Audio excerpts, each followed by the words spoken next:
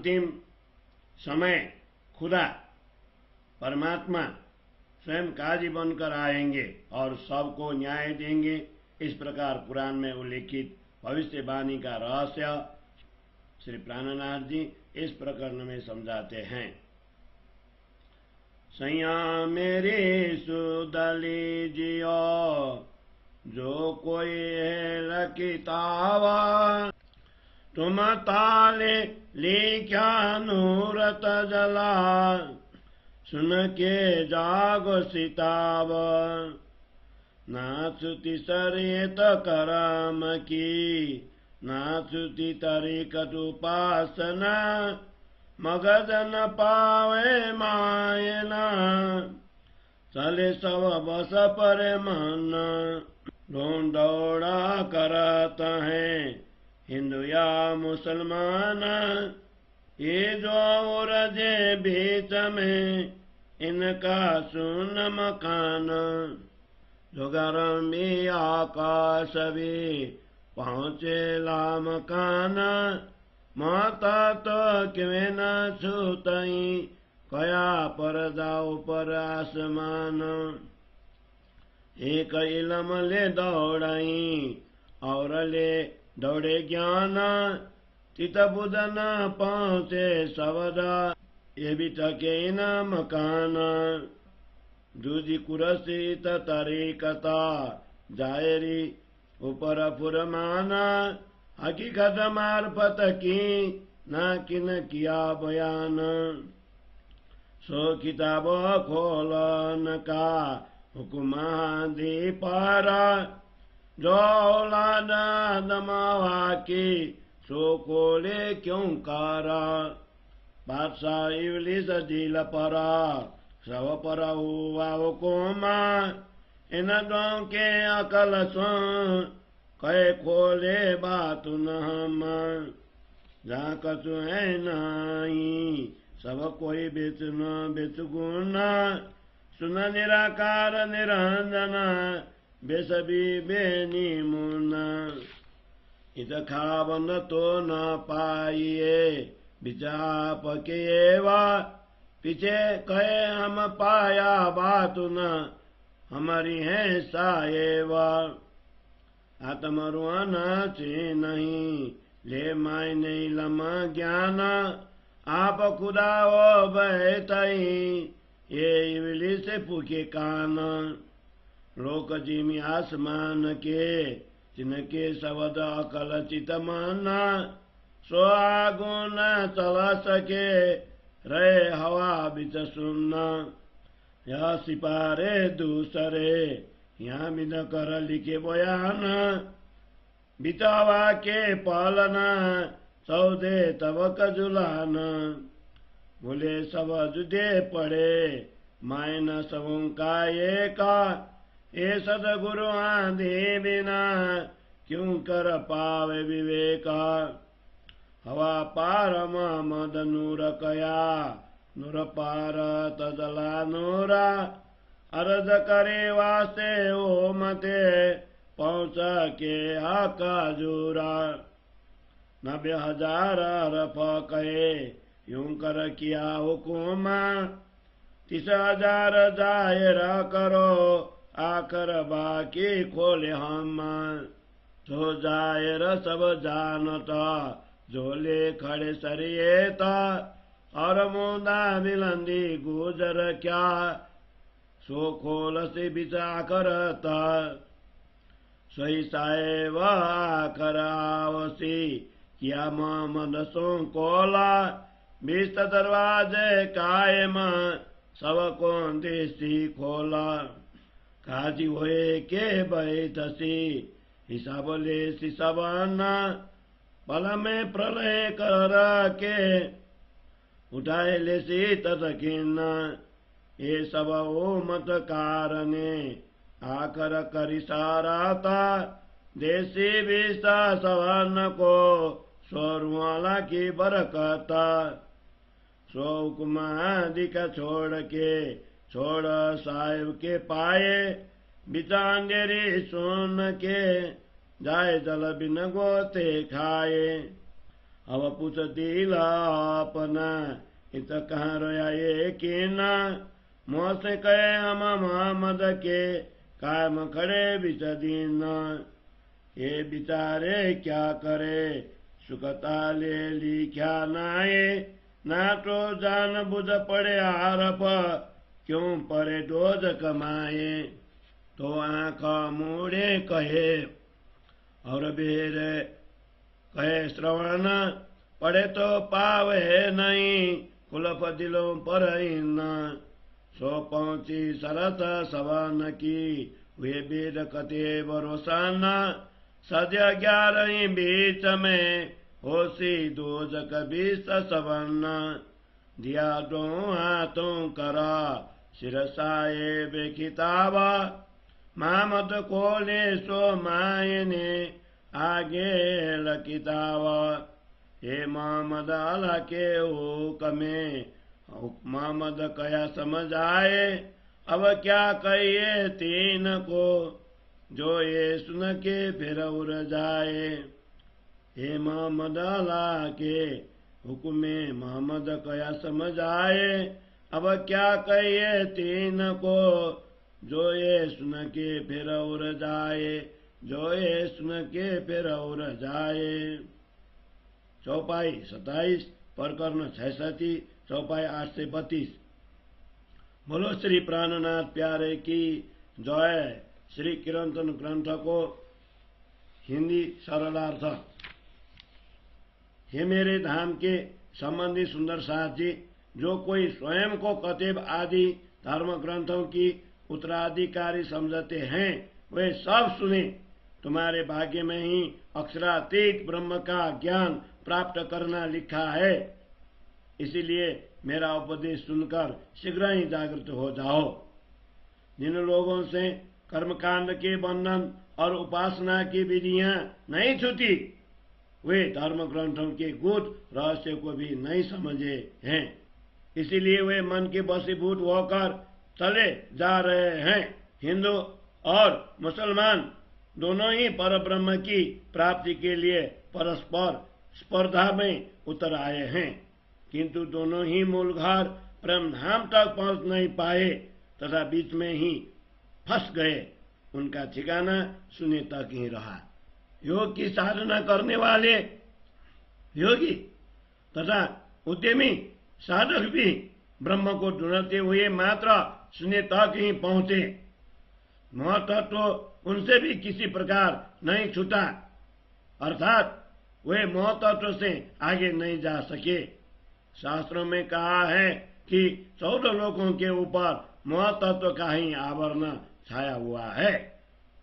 मुसलमान इल्म द्वारा खुदा को ढूंढते हैं तो हिंदू ज्ञान के द्वारा पूर्ण ब्रह्म को पाना चाहते हैं, किंतु दोनों की बुद्धि और शब्द ब्रह्म तक नहीं पहुंच पाते। अतः ये सभी लोग शून्य लामकान निराकार से आगे नहीं जा पाते। खोजते खोजते यहीं तक पहुंचकर थक जाते हैं।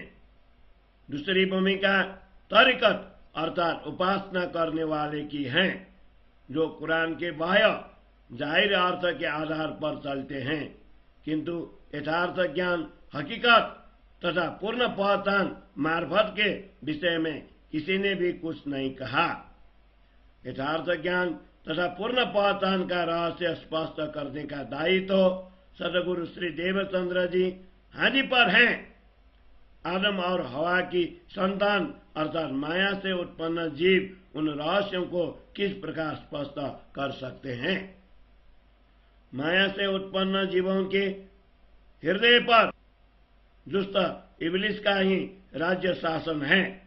ऐसे मायावी जीव व्यर्थ ही कहते हैं कि हम हकीकत या मार्फती बुद्धि के द्वारा वेद कदेव के गुप्त रहस्य स्पष्ट करते हैं। इस प्रकार माया से उत्पन्न जीव जहां अस्तित्व नाम की कोई वस्तु ही नहीं उसे ब्रह्म मानकर बेचैन कहते हैं। जहां कोई गुण दिखाई नहीं देता वहां ब्रह्म को बेचैन कहते हैं। दूसरे शब्दों में ब्रह्म को शून्य निराकार निरंजन बेसभी जिसका कोई आकार नहीं बेनिमुन जिसका कोई नमूना नहीं कहते हैं। नाशवान माया में फंसे हुए इन जीवों को पूर्ण ब्रह्म परमात्मा के स्वरूप के दर्शन तो नहीं होते, किंतु वे कहते हैं कि हमने धर्म ग्रंथों के गुप्त रहस्य समझ लिए हैं और हम स्वयं ही ब्रह्म हैं। इस लोगों को आत्मा अथवा रूह की पहचान ही नहीं है, तथापि वे ब्रह्मज्ञानी होने का दावा रखते हैं। शैतान इब्लिस ने उनके कान भर दिए हैं, इसलिए वे स्वयं को ही खुदा ब्रह्म मान बैठे हैं।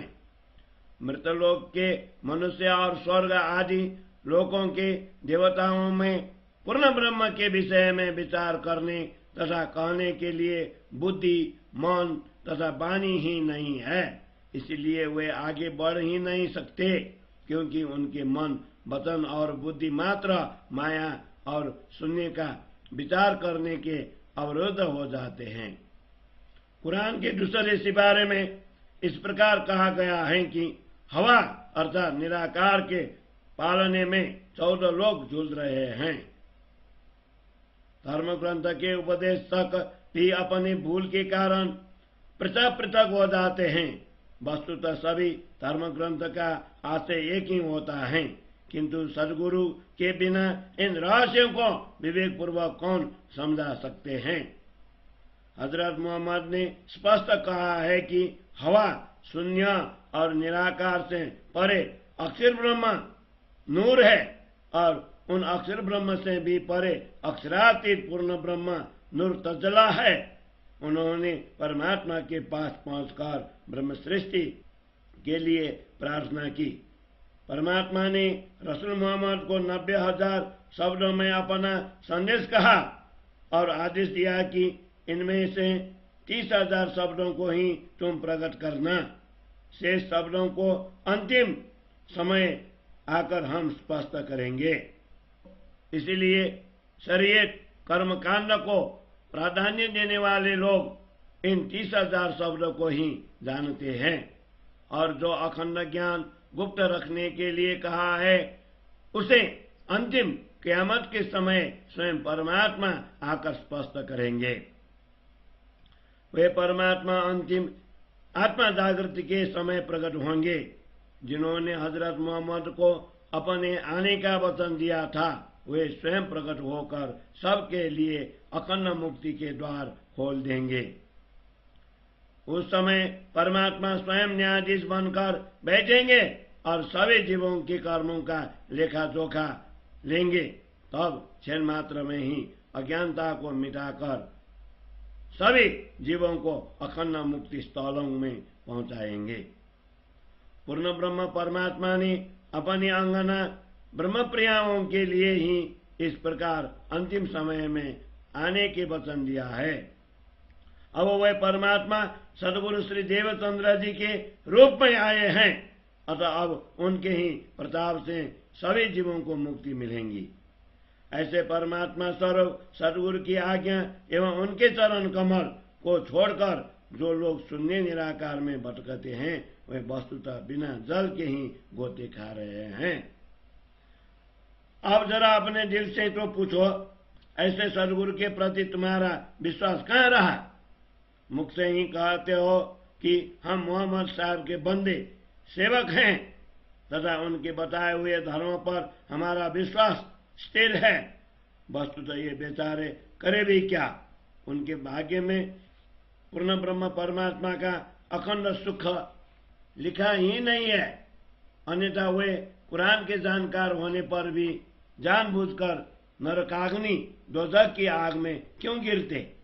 इसलिए तो कुरान के पहले सिपारे में उनको आंख के अंधे और कान के बहरे कहा गया है। वे कुरान का मात्र ऊपर ऊपर का अभ्यास करते हैं, उन्हें उसका गूढ़ार्थ समझ में नहीं आता, क्योंकि उनके हृदय पर अज्ञानता का ताला लगा हुआ है। उन सभी महापुरुषों के वचन भविष्यवाणी अपूर्ण हो गए हैं। वेद तथा कतेब ग्रंथों के रहस्य स्पष्ट हो गए। कतेब के अनुसार मोहम्मद साहिब के पश्चात 11वीं शताब्दी में सभी जीवों को कर्मानुसार मुक्त स्थल अथवा नरक प्राप्त होगा। महामती कहते हैं, सदगुरु ने अपने कर कमलों से मुझे उपयुक्त दोनों कार्यों का दायित्व न्यायाधीश का पद सौंपा है। इसलिए अब मैं उन साक्षी ग्रंथों के उत्तराधिकारी ब्रह्मश्रेष्ठियों के समक्ष उनके रहस्यों को स्पष्ट कर रहा हूं। तफसीर हुसैनी में कहा गया है कि मोहम्मद के हृदय में जब ईसा विराजमान होते हैं तो उनका नाम अहमद हो जाता है। इसीलिए स्वामी जी कहते हैं, ईसा स्वरूप श्री देवचंद्र जी मेरे हृदय में बस गए, इसलिए मैंने अहमद बनकर परमात्मा के आदेश अनुसार मोहम्मद की किताब कुरान के सभी गुप्त रहस्य समझाए हैं। इतना सब कुछ जानते हुए भी जो लोग समझे बिना बारंबार भ्रमित होते रहते हैं, उनके लिए क्या कहा जाए। तब श्री हुसैनी में कहा गया है कि मोहम्मद के हृदय में जब ईसा विराजमान होते हैं तो उनका नाम अहमद हो जाता है। इसीलिए स्वामी जी कहते हैं, ईसा स्वरूप श्री देवचंद्र जी मेरे हृदय में बस गए, इसलिए मैंने अहमद बनकर परमात्मा के आदेशानुसार मोहम्मद की किताब कुरान के सभी गुप्त रहस्य समझाए हैं। इतना सब कुछ जानते हुए भी जो लोग समझे बिना बारंबार भ्रमित होते रहते हैं, उनके लिए क्या कहा जाए। बोलो श्री प्राणनाथ प्यारे की जय। चौपाई 27 प्रकरण 66, चौपाई 8 से 32।